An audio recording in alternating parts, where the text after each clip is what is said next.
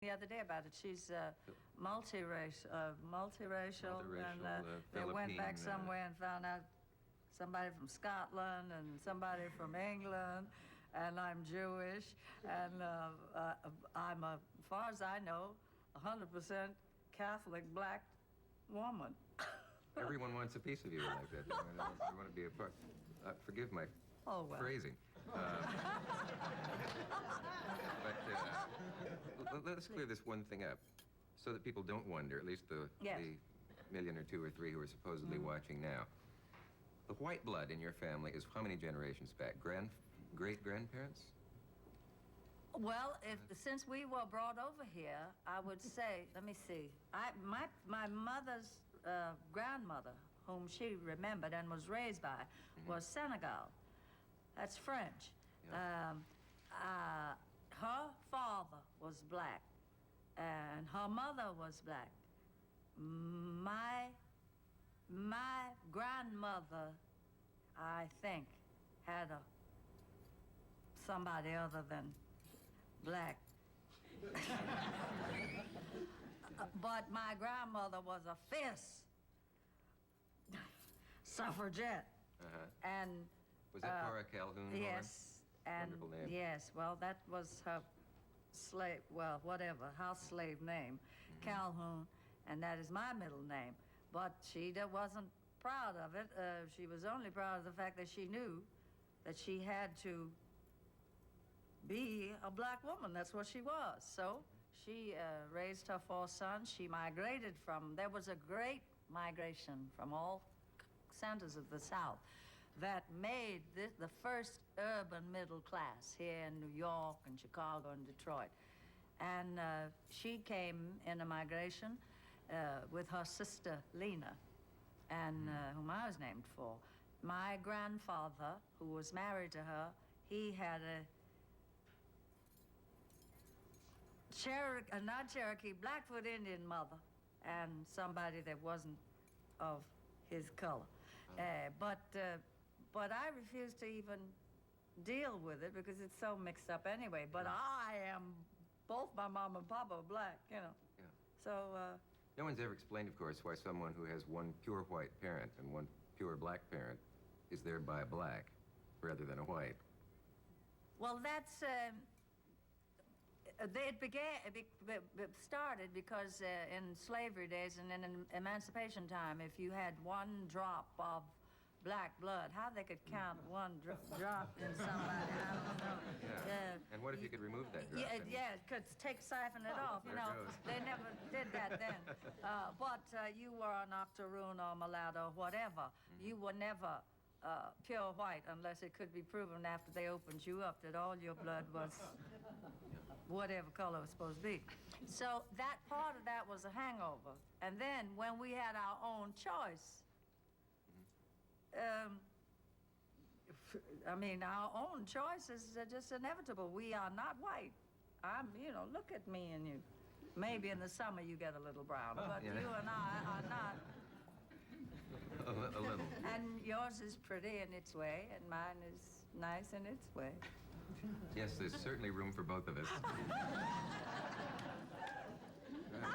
And I want you to know that some of my best friends are pale. Listen, during the 60s when I went and really, finally, I gave up singing, and I went and worked with, literally, I thought that always black people rebelled, and I thought that the 60s generation was the only black people that had ever made a fuss about anything. Oh, God, my black people have been protesting and fighting since they were brought here, which is literally true. My grandfather started a paper in Nashville called the Black Advocate, and he politically was involved with being black and teaching black people to, but, we were all so hot in the 60s, we thought we were the ones that had discovered it, But I knew that something, I thought I was all alone in all this anger. And when I went to work with the cause, I found white people just as bad off and just as angry as I was with the same things to be angry about. A house, a school for the children, a way to earn a wage, a livable wage. And I suddenly said, God, I've been so selfish in this anger. The white people are just as bad off as I am, and I grew more compassionate. That's part of the metamorphosis I was speaking of. Yeah. So, You must write another book. Oh. Still another book. I've said it all here.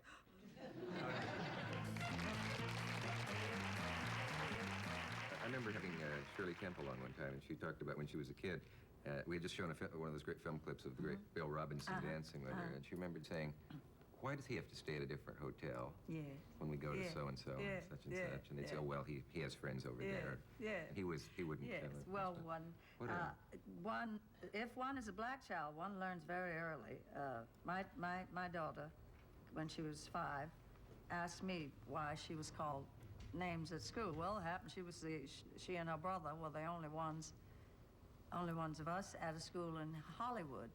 And we used to have to explain very early on to our children that what we were and what we were thought to be. And unfortunately, that's not necessary now. But I love it that I came up in the era that I did, because I have seen so much history impacted, it seems to have moved Very a true. million miles an hour. A little bit better. Yes. And I can't believe that this program is over with. Oh, However, I'm sorry. I talk too much. Yeah, I shouldn't. Yes, I know, darn it. Yeah. You took up all my time. But we will be talking to you some more tomorrow. Okay. And we will see you then. Oh, it's not tomorrow? Well, whenever. Whenever you can. Which is it? Quick. Okay. Whatever. Tune in. See who's here tomorrow night.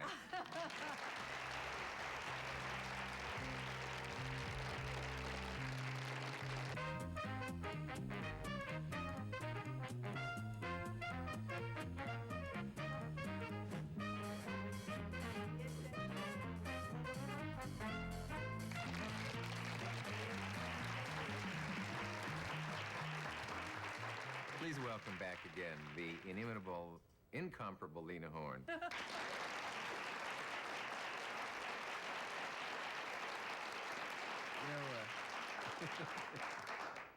You're very disarming, because I look at you sitting there elegantly as I did just before we began the show, and I said, you're very good at this. And you said, what, just sitting and running my mouth? And I thought, now, if I said that, it would sound rude. But you... Yeah, only a bullet will stop me. Oh, heaven forbid. What am I saying? But literally, I didn't talk until I was 50, either. You didn't? The first time I opened my mouth on the stage, Danny Kaye was in the audience. He came back and he said, you talk, you speak. He says, why haven't you ever done it? I said, well, I had nothing to say up to that point. The wonderful thing about that is, and I know what he meant, when you see your show on Broadway, you think you're getting a special show. I don't know how much you change from night to night, what you say. And apparently, you are free to say whatever you want to and do. And that's the nice thing about it, is you feel, I'm getting a special performance here, besides just the performance. And that's really...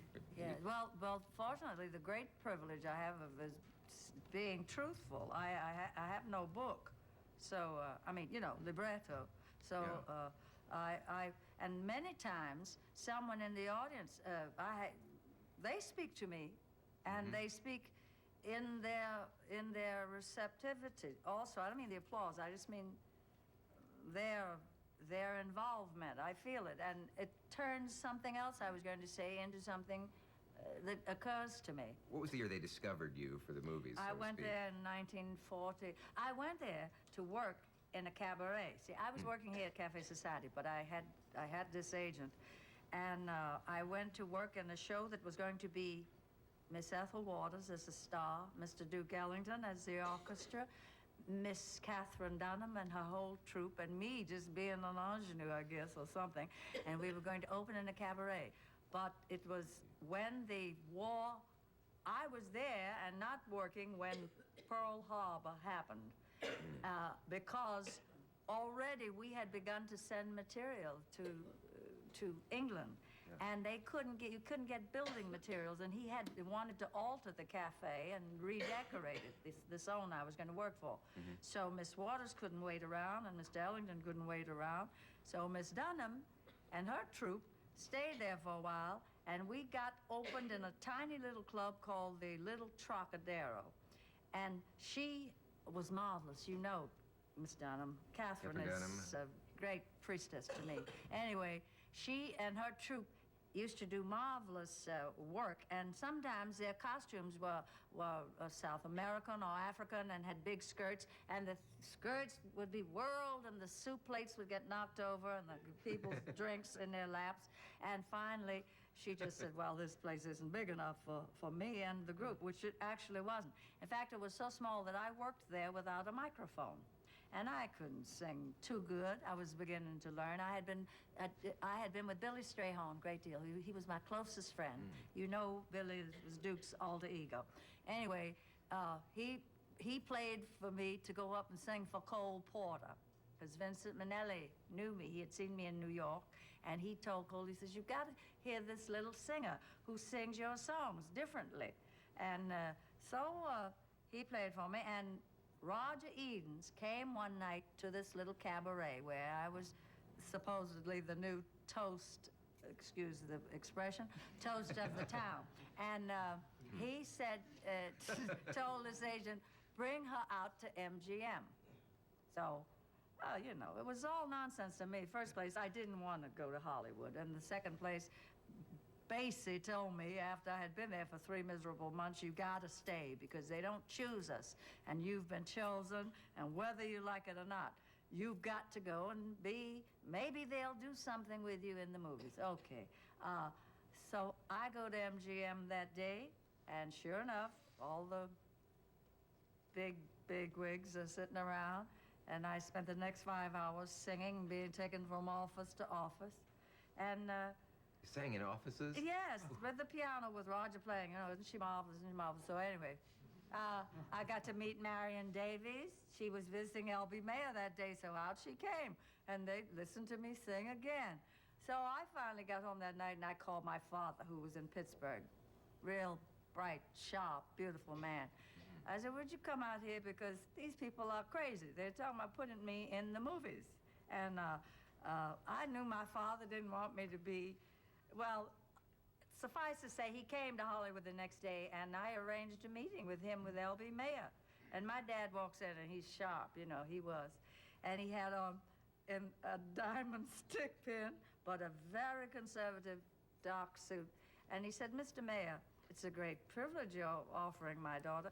He says, but I can buy my own daughter her own maid. He was just jiving, you understand? But said, I have begged my daughter since her separation and her divorce that she doesn't have to go to work right away. She's working there in Cafe Society. She's happy. I don't want her to be insulted. It's very nice, but she's not going to be in a Tarzan picture and run around in a leopard skin. Well, my father was from... And I don't think Mr. Mayer had ever been approached by a black man like that. So he just sat, and he said, oh, well, Mr. Horne, we wouldn't do anything to, and of course, remember in 1940, the NAACP was trying to break the union out there to get black cameramen, get black people on the set, see? So I was just a pawn, you know. So anyway, he said, we won't let your daughter do anything. So they started to test me, and they had to make special makeups because it didn't look right. And then they finally said, well, we'll just have her sing, you know, in these pretty musicals that Arthur Freed made. And you know, it was funny, but I had no friends, didn't know what it was all about. And meanwhile, the union was having problems. And when I was asked to come and do a show here in New York, some of the civil rights organizations decided they didn't like the part and didn't want me to do it. And I knew by then, I was always very realistic, you know. I knew by then that I had been given this, given that.